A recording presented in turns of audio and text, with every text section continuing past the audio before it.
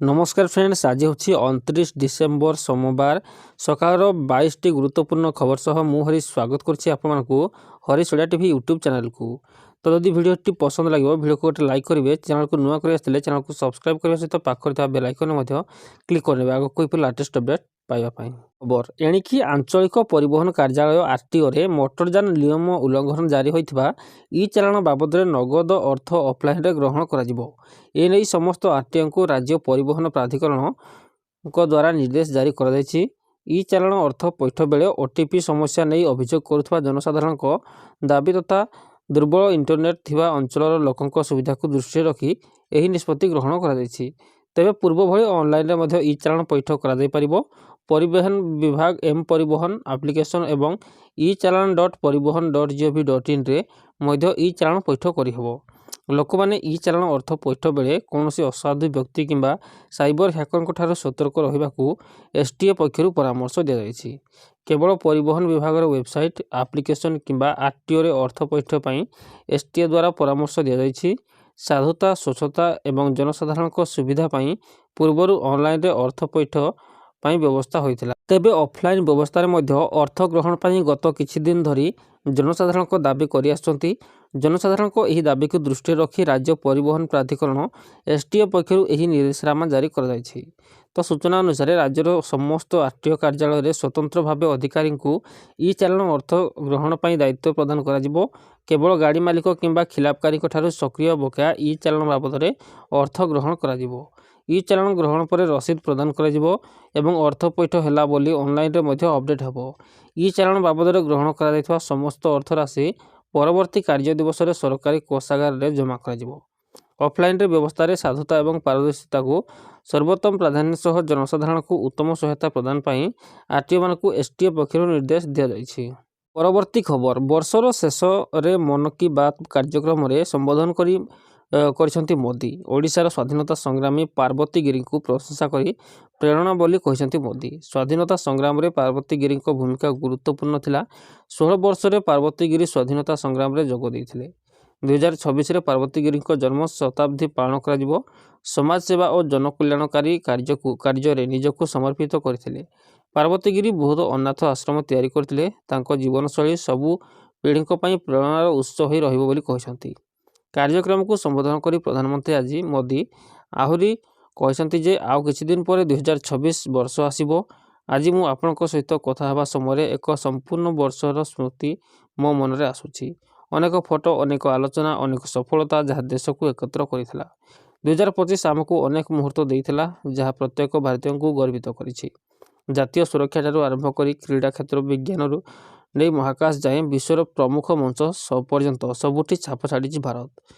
सो operation सिंदूर भारतीय को गर्वर प्रतीक शत्रु को कड़ा जवाब मिली। भारतर बड़ शक्ति युव शक्ति 129तम मन की बात रे संबोधन करी यह कहते प्रधानमंत्री। परवर्ती खबर देशर लक्ष लक्ष खाद्य जोगाणकारी आगामी समय अत्यंत गुरुत्वपूर्ण होगाक जाउछि। क्षुद्र एवं नाममात्र चाषी एक आशीर्वाद साजिथिबा प्रधानमंत्री किसान सम्मान निधि योजना भी नूतन आशा सृष्टि करिछि। चाषी माने सेमानकर परवर्ती किस्ती अर्थात 22तम किस्ती अपेक्षा करथिबा बेले समस्तक नजर 1 फेब्रुआरी 2026 रे उपस्थापित होगाक थिबा केंद्रीय बजेट उपरे रहिछि। केंद्र सरकार यह योजना पांठि वृद्धि करुथिबारु स्पष्ट भाव में जनापड़ी जे कृषि क्षेत्र यार प्राथमिकता तालिकार शीर्ष अच्छी।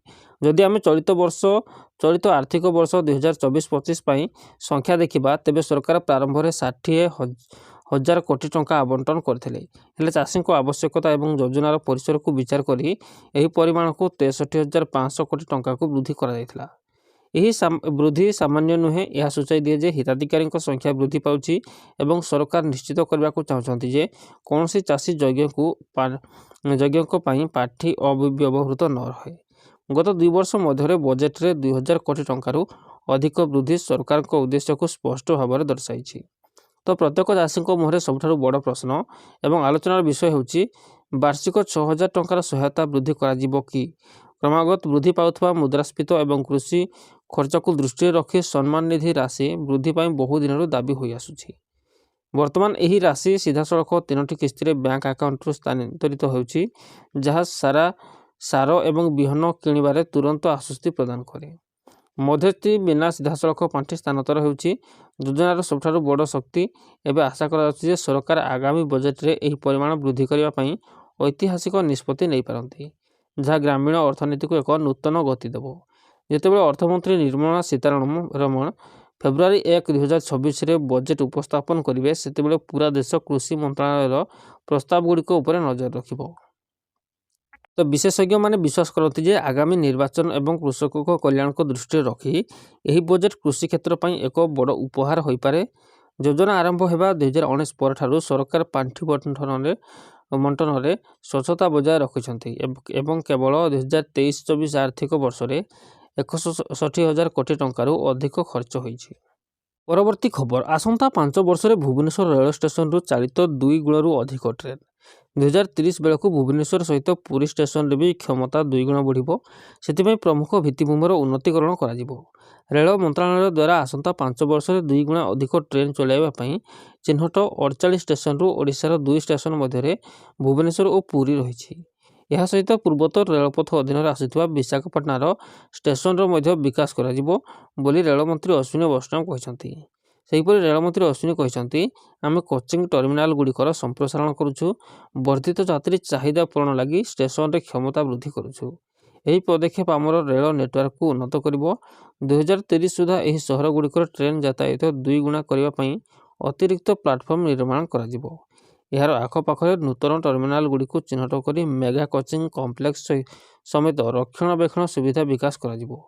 ପୁରୀରେ ଏବେ 6ଟି ଲାଇନ୍ ଥିବାବେଳେ 2ଟି ଅତିରିକ୍ତ ଲାଇନ୍ ନିର୍ମାଣାଧୀନ ଅଛି। ସମ୍ପୂର୍ଣ୍ଣ କୋଚିଂ ରକ୍ଷଣାବେକ୍ଷଣ ସୁବିଧାକୁ ମଞ୍ଜୁରୀ ପ୍ରାପ୍ତ ପୁରୀ କୋଣାର୍କ ନୂଆ ଲାଇନ୍ରେ କରାଯିବ। ଏହା ବ୍ୟତୀତ ନ୍ୟୁ ଭୁବନେଶ୍ୱର ଷ୍ଟେସନକୁ ଏକ ସାଟେଲାଇଟ୍ କୋଚିଂ ଟର୍ମିନାଲ ଭାବେ ବିକଶିତ କରାଯାଉଛି, ଯେଉଁଥିରେ ମଞ୍ଚେଶ୍ୱରରେ 2ଟି ପିଟ୍ ଲାଇନ୍ ରହିବ। ସ୍ଥାନର ଅଭାବ ଯୋଗୁଁ ନିକଟସ୍ଥ ଅଞ୍ଚଳରେ ନୂଆ ପ୍ରସ୍ତାବିତ ଡିପୋ ପ୍ରତିଷ୍ଠା କରାଯିବ। ପରବର୍ତ୍ତୀ ଖବର, ଏଣିକି ଛାତ୍ରଛାତ୍ରୀମାନେ ପ୍ରାର୍ଥନା ପରେ ଖବରକାଗଜ ପଢ଼ିବେ। ଖବରକାଗଜ ପଢ଼ିବାକୁ ଅନିବାର୍ଯ୍ୟ କରିଛନ୍ତି ରାଜ୍ୟ ସରକାର।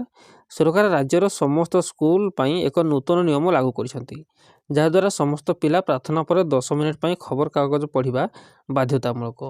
ଏହି ନିୟମ ସମସ୍ତ ସରକାରୀ ଏବଂ ବେସରକାରୀ ସ୍କୁଲ ପାଇଁ ବାଧ୍ୟତାମୂଳକ କରାଯାଇଛି। ସରକାରଙ୍କ ଲକ୍ଷ୍ୟ ହେଉଛି ପିଲାମାନଙ୍କର ଶିକ୍ଷାରେ ଉନ୍ନତି ଆଣିବା, ପାଠପଢ଼ା ଅଭ୍ୟାସ ଏବଂ ସାଧାରଣ ଜ୍ଞାନକୁ ପ୍ରୋତ୍ସାହିତ କରିବା। ଆଜିକାଲି ପିଲାମାନେ ମୋବାଇଲ ସ୍କ୍ରିନ୍ କିମ୍ବା ଟିଭି ସ୍କ୍ରିନ୍ ପ୍ରତି ଅଧିକ ବ୍ୟସ୍ତ ହେଉଛନ୍ତି। ତ ଯୋଗୀ ସରକାର ପିଲାମାନଙ୍କର ସ୍କ୍ରିନ୍ ସମୟ ହ୍ରାସ କରିବା ଏବଂ ଖବରକାଗଜ ପଢ଼ିବା ପ୍ରତି ଆଗ୍ରହ ବୃଦ୍ଧି କରିବା ପାଇଁ ଏହି ନିଷ୍ପତ୍ତି ନେଇଛନ୍ତି। ସ୍କୁଲଗୁଡ଼ିକ ପିଲାମାନଙ୍କୁ ହିନ୍ଦୀ ଏବଂ ଇଂରାଜୀ ଉଭୟ ଖବରକାଗଜ ଯୋଗାଇବେ। ଏହା ନିଶ୍ଚିତ କରିବ ଯେ ପିଲାମାନେ କେବଳ ପୁସ୍ତକ ଜ୍ଞାନରେ ସୀମିତ ରହିବେ ନାହିଁ, ସେମାନେ ପ୍ରତ୍ୟେକ କ୍ଷେତ୍ର ଏବଂ ଭାଷା ବିଷୟରେ ସୂଚନା ପାଇପାରିବେ। ପ୍ରତିଦିନ ଖବରକାଗଜ ପଢ଼ିବା ଦ୍ୱାରା ସେମାନଙ୍କର ହିନ୍ଦୀ ଏବଂ ଇଂରାଜୀ ଶବ୍ଦକୋଷ ଉନ୍ନତ ହେବ ଏବଂ ସେମାନଙ୍କୁ ନୂତନ ଶବ୍ଦ ଶିଖିବାରେ ସାହାଯ୍ୟ କରିବ। ତ ସରକାରଙ୍କ ନିର୍ଦ୍ଦେଶ ଅନୁଯାୟୀ ଖବରକାଗଜ ପଢ଼ିବା ପରେ ପିଲାମାନଙ୍କୁ ପଚରାଯିବ, ସେମାନଙ୍କୁ ପ୍ରମୁଖ ଖବରକାଗଜ ବିଷୟରେ ପଚରାଯିବ ଏବଂ ଖବରକାଗଜ ପଢ଼ି ସେମାନେ ଶିଖିଥିବା 5ଟି ନୂତନ ଶବ୍ଦର ନାମ ଦେବାକୁ ମଧ୍ୟ ବାଧ୍ୟତାମୂଳକ କରାଯିବ। ଏହା ବ୍ୟତୀତ ଖବରକାଗଜରେ ଅନ୍ତର୍ଭୁକ୍ତ ସୁଡ଼ୋକୁ ଏବଂ କ୍ରସୱାର୍ଡକୁ ଖେଳ ପିଲାମାନଙ୍କ ମାନସିକ ବିକାଶରେ ଗୁରୁତ୍ୱପୂର୍ଣ୍ଣ ଭୂମିକା ଗ୍ରହଣ କରିବ। ଖବରକାଗଜ ପଢ଼ିବା ଦ୍ୱାରା ପିଲାମାନେ ସାମାଜିକ ଭାବରେ ସଚେତନ ହେବେ ଏବଂ ସେମାନଙ୍କର ଯୁକ୍ତି କରିବାର କ୍ଷମତା ମଧ୍ୟ ବିକଶିତ ହେବ। ତ ଏହି ନିୟମ ଉତ୍ତରପ୍ରଦେଶ ସରକାର କରିଛନ୍ତି। ପରବର୍ତ୍ତୀ ଖବର, ଚଳିତ ବର୍ଷର ଶେଷ ମାସ ଡିସେମ୍ବର କେବଳ ନୂତନ ବର୍ଷର ପ୍ରସ୍ତୁତି ପାଇଁ ନୁହେଁ ବରଂ ଟିକସ ଏବଂ ଆର୍ଥିକ ମାମଲା ସମାପ୍ତ କରିବା ପାଇଁ ମଧ୍ୟ ଗୁରୁତ୍ୱପୂର୍ଣ୍ଣ। ଡିସେମ୍ବର 31 ତାରିଖ ପାଖେଇ ଆସିବା ସହିତ ଅନେକ ଗୁରୁତ୍ୱପୂର୍ଣ୍ଣ କାର୍ଯ୍ୟର ସମୟସୀମା ଶେଷ ହେବାକୁ ଆରମ୍ଭ ହୁଏ। ଯଦି ଏହି କାର୍ଯ୍ୟଗୁଡ଼ିକ ସମୟସୀମା ମଧ୍ୟରେ ସମାପ୍ତ ନ ହୁଏ, ତେବେ କରଦାତାମାନେ ଦଣ୍ଡ ଏବଂ ସୁଧ ଏବଂ ଅନ୍ୟାନ୍ୟ ବିଭିନ୍ନ ସମସ୍ୟାର ସମ୍ମୁଖୀନ ହୋଇପାରନ୍ତି। ତେଣୁ ଡିସେମ୍ବର ଶେଷ ହେବା ପୂର୍ବରୁ ଏହି କାର୍ଯ୍ୟଗୁଡ଼ିକୁ ସମୟସୀମା ମଧ୍ୟରେ ସମାପ୍ତ କରିବା ଅତ୍ୟନ୍ତ ଗୁରୁତ୍ୱପୂର୍ଣ୍ଣ। 1. ଆର୍ଟିଆର୍ ଦାଖଲ କରିବାରେ ଶେଷ ସୁଯୋଗ। ଯେଉଁ କରଦାତାମାନେ ସମୟ ମଧ୍ୟରେ ସେମାନଙ୍କର ଆୟକର ରିଟର୍ଣ୍ଣ ଦାଖଲ କରିପାରିନାହାନ୍ତି, ସେମାନଙ୍କ ପାଇଁ ଡିସେମ୍ବର 31 ତାରିଖ ହେଉଛି ଶେଷ ସୁଯୋଗ। ଆୟକର ଆଇନର ଧାରା 139(4) ଅନୁଯାୟୀ ବିଳମ୍ବିତ ରିଟର୍ଣ୍ଣ ଦାଖଲ କରାଯାଇପାରିବ। ଏହି ତାରିଖ ସୁଦ୍ଧା ଆଇଟିଆର୍ ଦାଖଲ କରିବାରେ ବିଫଳ ହେଲେ ଆହୁରି ଆଇନଗତ ଏବଂ ଆର୍ଥିକ ଅସୁବିଧା ହୋଇପାରେ। 2 ହେଉଛି ବିଳମ୍ବରେ ଆଇଟିଆର୍ ଫାଇଲିଂ ଉପରେ ଜରିମାନା। ଯଦି ଆପଣ ଏପର୍ଯ୍ୟନ୍ତ ଆପଣଙ୍କ ମୂଳ ଆଇଟିଆର୍ ଦାଖଲ କରିନାହାନ୍ତି, ତେବେ ଆପଣ ଡିସେମ୍ବର 31 ତାରିଖ ପର୍ଯ୍ୟନ୍ତ ଏହା କରିପାରିବେ। तथापि एक विलंब शुल्क लागू हेबो जदि आपणकर वार्षिक आय 5 लाख रु अधिक हुए तेबे आपंको 5000 पर्यंत जरिमाना होई पारे। 5 लाख रु कम आय थिबा लोकंक पई 1000 पर्यंत जरिमाना होई पारे। आपंको बकेया टिकस उपरे सुध मध्ये देबाकू पड़ी पारे। 3 नंबर संशोधित रिटर्निंग दाखल करिवार विकल्प। जो माने समय मध्ये सेमानकर आईटीआर फाइल करिसंती किंतु भूल करिसंती सेमानको डिसेंबर 31 सुधा एक संशोधित रिटर्न फाइल करि परिबे। एथिरे आय बैंक विवरणी किंबा अन्यान्य सूचना रे संशोधन अंतर्भुक्त होई पारे। जदि संशोधन द्वारा अतिरिक्त टिकस लागू हुए तेबे 25% रु 50% पर्यंत जरिमाना लागू होई पारे। 4 नंबर बाध्यतामूलक आधार पान लिंक। जो मानकर आधार कार्ड 1 अक्टोबर 2024 किंबा ता पूर्वरु जारी होइछि सेमानको सेमानकर आधार एवं पान लिंक करबाकू पड़िबो। एही प्रक्रिया 31 डिसेंबर 2025 सुधा समाप्त हेबा आवश्यक। जदि लिंकिंग समय मध्य समाप्त न हुए तेबे पान कार्ड निष्क्रिय होई पारे, जहाँ फल बैंकिंग निवेश एवं आईटीआर फाइलिंग रे समस्या सृष्टि होई पारे। 5 नंबर बैंक लकर चुक्तिनामा अपडेट बाध्यतामूलक। आरबीआई निर्देशावली अनुसार समस्त बैंक लकर ग्राहकों को सेमानकर लकर चुक्तिनामा को अपडेट करबाकू पड़िबो। एथिपाई शेष तारीख हेउछि डिसेंबर 31, 2025। निर्धारित समय मध्य चुक्तिनामा को अपडेट न कले बैंक लकर प्रवेश को स्थगित रखा जाई पारे। आपणकर आईटीआर फाइल करबा ठारू आरंभ करी आपणकर आधार एवं पैन कार्ड को लिंक करबा एवं आपणकर बैंक लकर चुक्तिनामा को अपडेट करबा पर्यंत डिसेंबर 31 पूर्व एही समस्त कार्य समय मध्य समाप्त करी। परवर्ती खबर 102 होमगार्ड पदवी पाई 4000 परीक्षार्थी। सुंदरगढ़ एवं संबलपुर पर झारसुगुड़ारू आसीछि समान दृश्य। झारसुगुड़ा जिले में 102 होमगार्ड पद पर आज लिखित परीक्षा। आशायी अच्छा 4040 जन प्रार्थी। एमाने समस्ते परीक्षा देवे। ओएसएफपी बाटालियन पड़िया परीक्षा आयोजन कर परीक्षा पर आशायी गहली लगी। लिखित परीक्षार 1010 जन प्रार्थी मनोनीत हो परवर्ती शारीरिक परीक्षा को जीवे। भिड़ को दृष्टि रखी परीक्षा स्थल में पर्याप्त पुलिस मुतयन कर पूर्व संबलपुर और सुंदरगढ़ आसीथिला सम्मान चित्र। अल्प पोस्ट को हजार हजार संख्यार आशायी पुणी आशायी प्रार्थी भितर बीटेक एमटेक और एमबीए डिग्रीधारी। परवर्ती खबर सुना रूपा दर में लगुनि ब्रेक। रकेट बेगर दौड़ी दर सेपटे 2.5 लाख टंका टपिलाणी रूपा। भुवनेश्वर में रूपा केजी 2.5 लाख टंकार अधिक रही। शनिवार भुवनेश्वर बजार में रूपा दर किलोग्राम पिछा रेकर्ड 20,000 टंका वृद्धि घटी। एथिजोगु रूपा दर 2,74,000 टंकार पहुंची। चलित मासरे रूपा मूल्य होता वृद्धि उपर नजर पकाइले जनाए भुवनेश्वर में डिसेम्बर 1 तारिख में यह किलोग्राम पिछा 1,96,000 टंका स्तर में रही। किंतु गत 27 दिन भितर एथिरे 78,000 टंका वृद्धि घटी। अर्थात रूपा दर चलित मास वर्तमान सुधा प्राय 40% बढ़ी। विदेश में रूपार आउंस पिछा $75 भली उच्च स्तर में पहुंची। इलेक्ट्रोनिक यान और सोलार उपकरण भली शिल्प में रूपा बहुल व्यवहार होउथिबारु धड़ा मूल्यवान धातुर चाहिदा बढ़ी। सुना तुलन में रूपा अधिक रिटर्न देउथिबारु निवेशकों लगी बेस आकर्षणीय होइछि। अन्यपटे सुना भी महंगा होउछि। आज भारतीय बजार में 22 कैरेट सुना दर 10 ग्राम प्रति 1,29,450 टंका होइथिबा बेले 24 कैरेट सुना मूल्य 10 ग्राम प्रति 1,41,220 टंका रही। गतकाली अर्थात शनिवार को अपेक्षा रविवार दर सामान्य कमिथिबा देखिबाकू मिलिछि। ओडिशार राजधानी भुवनेश्वर में 22 कैरेट सुना 10 ग्राम प्रति 1,29,450 टंका होइथिबा बेले 24 कैरेट सुना मूल्य 10 ग्राम प्रति 1,41,220 टंका रही। भुवनेश्वर में गतकाली अपेक्षा आज दर वृद्धि पाइथिबा देखिबाकू मिलिछि। देशर आर्थिक राजधानी मुंबई में आज 22 कैरेट सुना दर 10 ग्राम प्रति 1,29,450 टंका होइथिबा बेले 24 कैरेट सुना मूल्य 10 ग्राम प्रति 1,41,220 टंका रही। परवर्ती खबर संगठन सजाड़ुछि बीजेडी। एही क्रम में विजु युव एवं छात्र जनता दलर राज्यस्तरीय कमिटी घोषणा होइछि।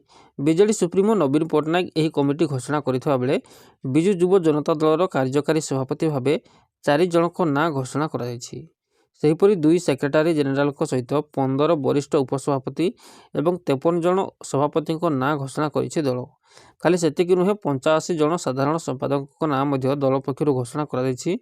सेहीपरि विजु छात्र जनता दलर राज्यस्तरीय कमिटी गठन करा जायछि।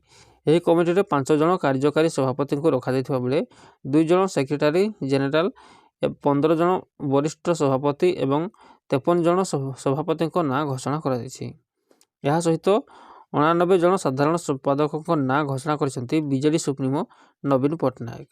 ଖବର ଓଡ଼ିଶା ମାଧ୍ୟମିକ ବିଦ୍ୟାଳୟ ଶିକ୍ଷକ ଯୋଗ୍ୟତା ପରୀକ୍ଷା OSSTET 2025 ଦ୍ୱିତୀୟ ପର୍ଯ୍ୟାୟ ପରୀକ୍ଷା ଆସନ୍ତା 2026 ଜାନୁଆରୀ ମାସ 21 ତାରିଖରେ ଅନୁଷ୍ଠିତ ହେବ। ଏନେଇ ମାଧ୍ୟମିକ ଶିକ୍ଷା ପରିଷଦ ବୋର୍ଡ ପକ୍ଷରୁ ବିଜ୍ଞପ୍ତି ପ୍ରକାଶ ପାଇଛି। ଏହି ପରୀକ୍ଷା ଉକ୍ତ ଦିନ ସକାଳ 10ଟାରୁ ଆରମ୍ଭ ହୋଇ ଅପରାହ୍ନ 12:30 ପର୍ଯ୍ୟନ୍ତ ଚାଲିବ। ପରୀକ୍ଷାର ପେପର 1 ଓ ପେପର 2 ଗୋଟିଏ ସିଟିଂରେ ଶେଷ ହେବ। ଏହି ପରୀକ୍ଷା ଦେବାକୁ ଥିବା ପରୀକ୍ଷାର୍ଥୀମାନେ ନିଜର ଆଡମିଟ୍ କାର୍ଡ bscodisha.ac.in ୱେବସାଇଟରୁ ଡାଉନଲୋଡ୍ କରିପାରିବେ। ଏହା ଆସନ୍ତା ଜାନୁଆରୀ ମାସ 10 ତାରିଖରୁ ୱେବସାଇଟରେ ଉପଲବ୍ଧ ହେବ। ପରୀକ୍ଷା ପଞ୍ଜୀକରଣ ସମୟରେ ଦେଇଥିବା ଆବଶ୍ୟକୀୟ ତଥ୍ୟ ପ୍ରଦାନ କରି ପରୀକ୍ଷାର୍ଥୀ ନିଜର ଆଡମିଟ୍ କାର୍ଡ ଡାଉନଲୋଡ୍ କରି ପରୀକ୍ଷାରେ ବସିପାରିବେ।